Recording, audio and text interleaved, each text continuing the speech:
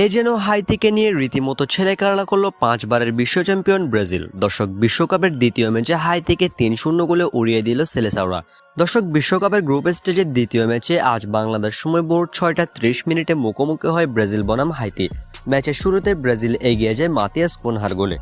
দর্শক, এই ম্যাচের শুরুতেই ম্যাচের 23তম মিনিটে মাতিয়াস কুনহার দুর্দান্ত এগুলোর মধ্য দিয়ে এগিয়ে যায় ব্রাজিল। এরপর 36তম মিনিটে গিয়ে আবারও গোলের দেখা পেয়ে যায় মাতিয়াস কুনহা।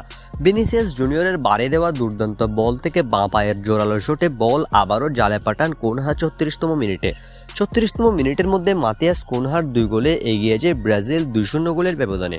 এরপর প্রথমার্ধ শেষ হওয়ার ঠিক আগ মুহূর্তে ভিনিসিয়াস জুনিয়র পেয়ে যান দুর্দান্ত গোলের দেখা। দর্শক, লুকাস পাকুয়েতার কাছ থেকে পাওয়া বলটি দুর্দান্তভাবে কন্ট্রোল করে ভিনিসিয়াস জুনিয়র ডান পায়ের জোরালো শট নেন বক্সের এই জায়গা থেকে। ভিনির গোলটি অনেক চেষ্টা করেও সেভ করতে পারেনি হাইতির গোলরক্ষক। ভিনিসিয়াস জুনিয়রের এই গোলের মধ্য দিয়ে ব্রাজিল এগিয়ে যায় 3-0 ম্যাচের প্রথমার্ধে এবং ম্যাচটিতে 3-0 এগিয়ে থেকে বিরতিতে যায় ব্রাজিল। ম্যাচের দ্বিতীয়ার্ধে আরও বেশ কিছু আক্রমণ চালালেও গোলের দেখা পায়নি সেলেসাওরা। শেষ পর্যন্ত এই ম্যাচে 3-0 গোলে জয় নিয়ে মাঠ ছাড়ে 5 বারের বিশ্ব চ্যাম্পিয়নরা।